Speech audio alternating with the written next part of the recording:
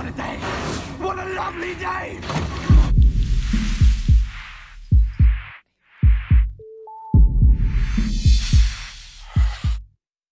Welcome to Flat Earth Debate Special Edition. If you're new to this channel or you've not done so already, be sure to subscribe and hit the bell notification icon to keep up to date with the Flat Earth Debate. If you would like to support this channel, there is a super chat that runs alongside each of these shows while they're live, and a PayPal link in the info box below the video once it's rendered. Be sure to share the show. Sharing the show obviously increases the live audience, but this in turn increases the chances of a more diverse panel on future shows. So I'm your host, Nathan Oakley, and joining me is Ranty Flat Earth. So I'll say a big warm hello to Ranty. How you doing? I'm doing good, thank you. You? Very well indeed. So we both had a very exciting morning, you because you've gone out and captured things, and me because I've got to look at them. So I'm very privileged to know what we're about to see, and you've worked very hard on compiling it, and then I've sent you out, which is why we're late, to go and get a tape measure of a wall, which I'm sure will become a bit clearer as we go on. But do you want to basically start by telling us a bit of background to your original observation of Barrow in Furness and the distances, and then move on to what you've done today? Is that okay with you?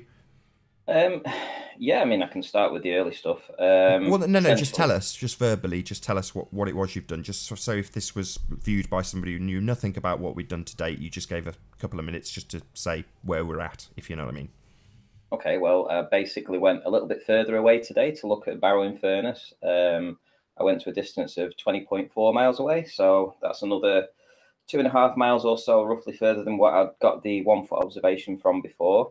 I went with the intention of just seeing how much of the buildings we could see. I didn't expect to see all of the buildings, and I certainly didn't expect to understand things more, such as compression and how they work at distance.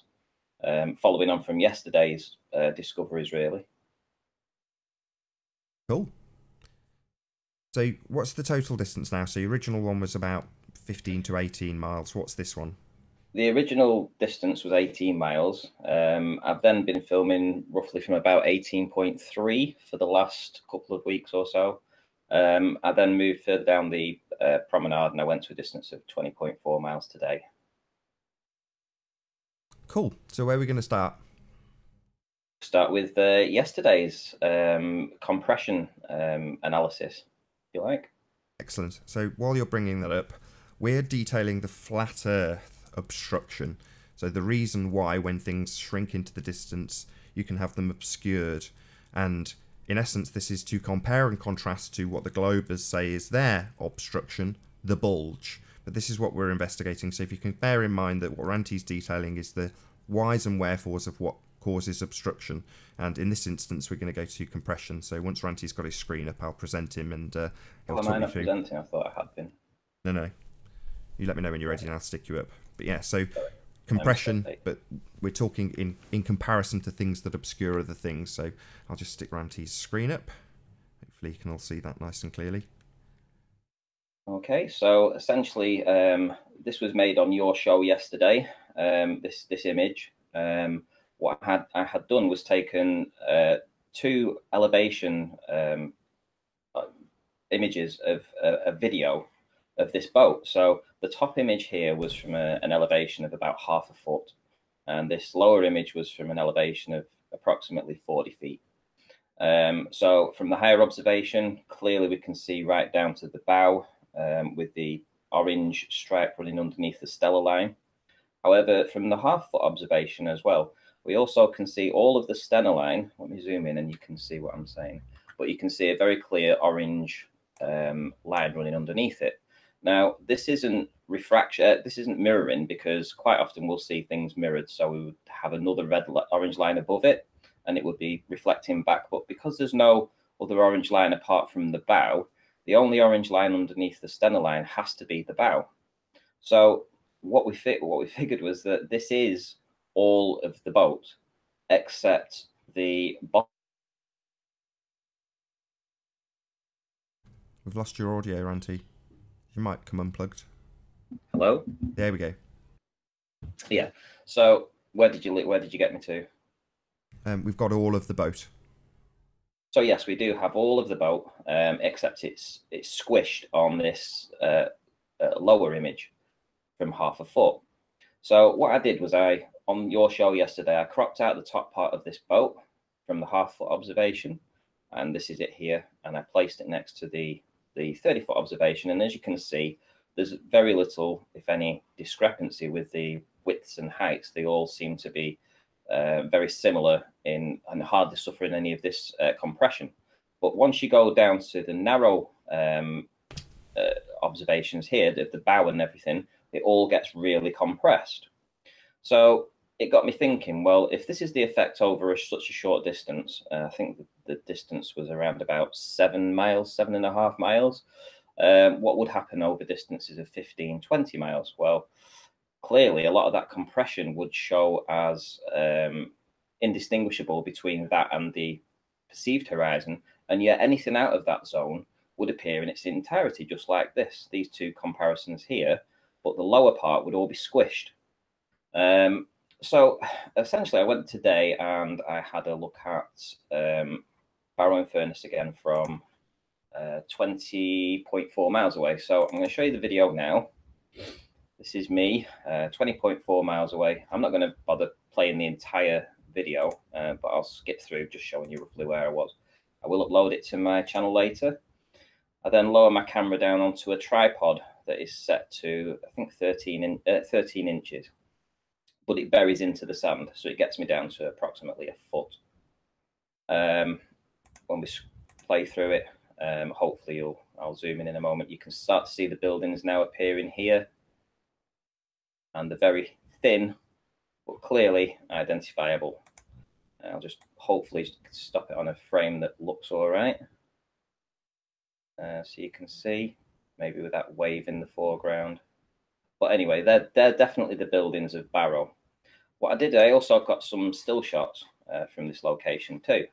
Now, it was my opinion that we were seeing all of this, right? And when I showed it to you before, we were debating whether or not it was all of them, and then we figured out that if these are suffering the compression as with the boat was yesterday, how would we be able to identify that and work out whether or not we'd see it from the higher elevation? Well, fortunately, I did do a higher observation. So I'll show you that higher observation. And this is this one here. So I went in a direct line below the steps. Above the steps, but in a direct line of sight to the same buildings. So this is the observation from 30 feet in elevation. Clearly, we can see things very distinguished. You know what you're looking at. You can see these buildings. You can say, yep, okay, I can identify this and I can identify that. I try and hold my camera out to show you the steps where I've taken the images before, which is right there. And so that I was in a direct line of sight with the lower observation. And this is the best bit. I can't believe to tell you how good this was actually to figure this out. This is an image taken from the lower part, and this is an image taken from the higher part. So I'm just going to I'm going to open it now and show you exactly what I did. I'm going to open it in paint.net. And what I'm going to do is I'm going to open up the other one as well. Actually, I'll open up the two, so the higher and the lower observation. So open with paint.net. You open with paint.net. Right, there we go. So now we have the two images. I've opened the same one up again, never mind. Let's crop this through. Take that out there. I'll do it to there. Image crop to selection. I'll just rotate it slightly.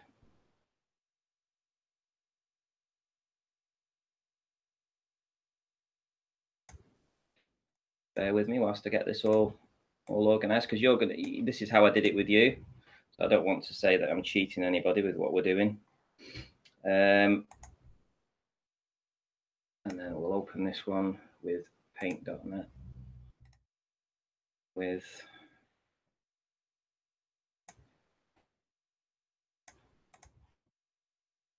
And now I'm going to crop this one out ready. So I'm going to crop this one out ready, right?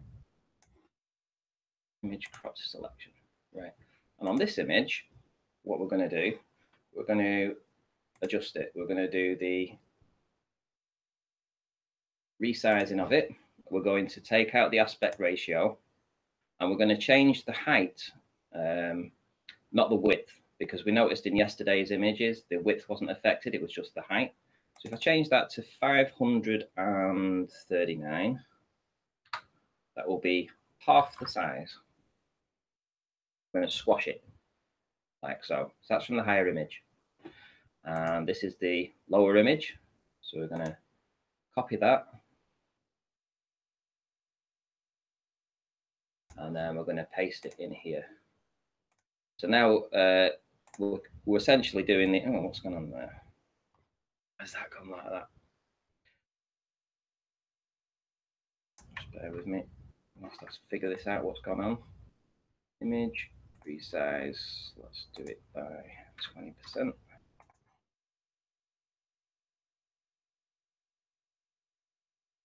Place it over here. Okay.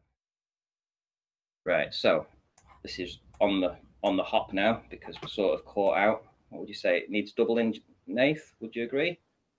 Well, what I was going to say was, I mean, you're showing the method that you've done it. I mean, yep. if you've still got the ones you did with me already, I have, yeah.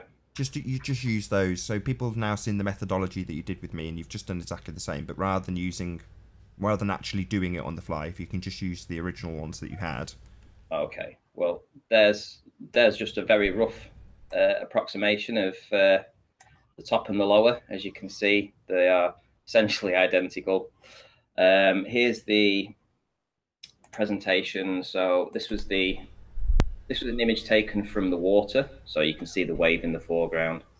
This is the image that I did the same thing from compressed the top image, and when I do the contrasts on it and I sort of like move in, you can see that the comparison is almost identical. What is really, really, really interesting is this part. If I've still got it on this, have I got it in here? No, I might need to find it in the 27th of June. I think it's in here, Nate. Just one sec.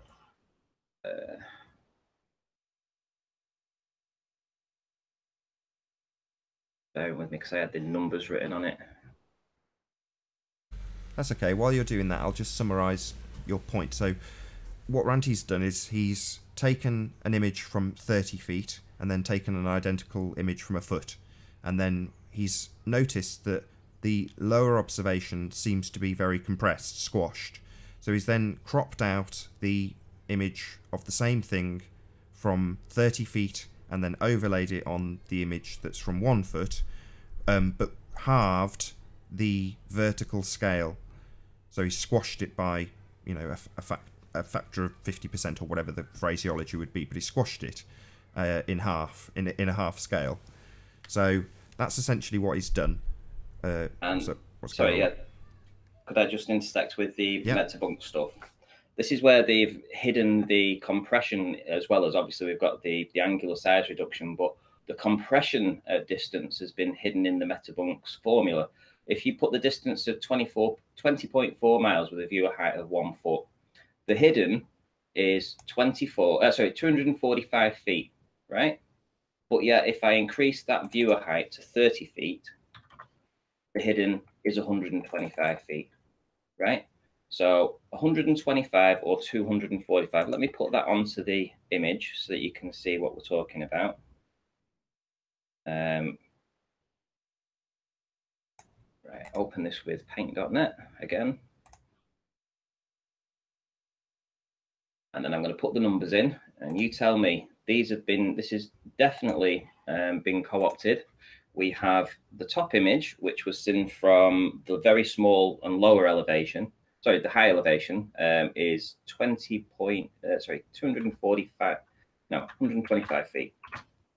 So let me increase the height on, that's 96. So 125 feet for the top one curved, the bottom one, 245 feet. Now so these are the Metabunk hidden values. So these are actual size or not including perspective, however you want to phrase it. an orthographic representation in mathematics of how much they say should be hidden in the metabunk calculation.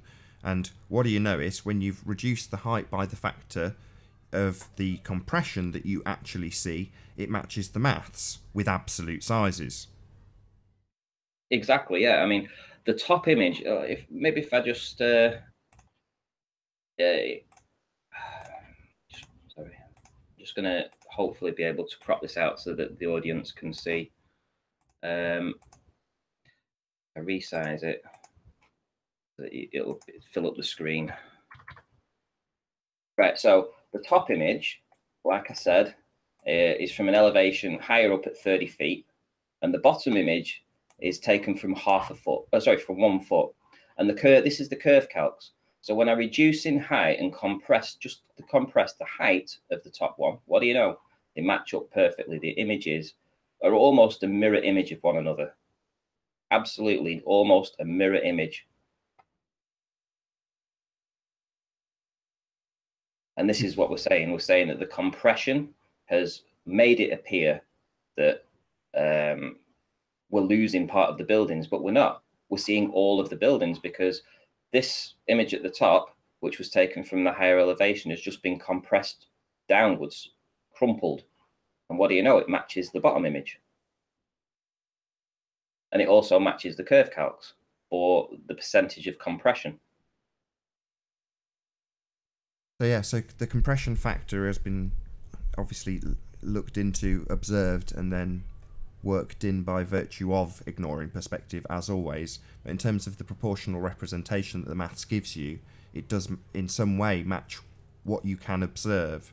But in reality, unless you have this back-to-back comparison to say, well, 30 feet higher, the thing is essentially the same exact view, but just less squashed. It's been, you know, stretched by a factor of 100% if you want to look at it the other way round. So the top image is essentially a 30 feet observation, which, even if you go by the curve calcs, just to get this out of the way for any globehead commenters, so the buildings on the right hand side, I'll move my mouse over it just so I can, these buildings would all be long gone behind the curve of the Earth based on the, begging the question, proof of nothing, perspective emitting curve calculator. So none of this is going to ever be global proof of anything because it should all be long gone. And in the latest show today, maybe at 3 PM UK time, we'll go through in the debate some of the counter side of this, which is what they call the actual obstruction, the thing that is causing the buildings on the bottom to be half the height that they should be. And of course, any obstruction or missing bits of building is always classed as curvature, being obstructed by a bulge in the near foreground. But yeah, I mean, I think this is absolutely blistering evidence, Ranty, I've got to say it. It's a shame I haven't had much time to put the presentation together because we've done it on the hop today. But like we've found out recently, as soon as we put something out that is really, really relevant, we get it out there and other people take up that mantle. We've had people like Thrive and Survive and just a lot of people looking into the stuff that we've been talking about. So hopefully they may be able to apply this process to some observations they have and see that this is exactly what they've done. The compression has made the top image look identical to the bottom image when you reduce it by a factor of half, essentially the curve calcs. Right on. Was there anything else you wanted to add before we round out in terms of this particular optical effect on a flat plane, which is what we're observing? Perhaps not the optical effect, but what I will show you is this chimney here, which is 238 feet tall, evidenced in both images, but this chimney wouldn't even be seen on the curve calcs. 245 feet would be hidden, apparently, from 1 foot at a distance of 20.4 miles. So that being the tallest building in this entire lower image, all of the buildings beneath that, again, should not be seen on a ball sphere Earth model. Shouldn't be seen. Absolutely superb, Ranty. It's not a one-off. I see this every time I go. Cool. Thank you very much for sharing with us. No worries. Pleasure having you here, as always. Good to be here. And I'll also add a little disclaimer after thanking Ranty one last time. Maybe we'll round out. But yes, this when Ranty says that these calculations, you know, you wouldn't see this based on a sphere, we are still talking about the perspective omitting calculations. And ultimately speaking, we're going to be covering the actual genuine obstruction that you would see using this footage later on today at, as I say, 3 PM UK time. So we'll be comparing it to actual reality as opposed to the curve calculator model based on the presupposition of R and the omission of perspective, which is our main point at the moment. So one last time, I'll say a big thank you to Ranty for joining us on this Flat Earth Debate Special Edition. Thank you very much, Ranty. Thank you, myself. Thank you. Thank you, everybody, for coming in and listening. Yes, indeedy. I'll also say a massive thank you to all of the live audience for tuning in and hopefully sharing this discussion. If you hated the show, then you know exactly what to do. But if you liked it, be sure to subscribe if you've not done so already, and maybe share the show with a friend. I've been Nathan Oakley, and I will see you all in the next video. Oh, what a day! What a lovely day!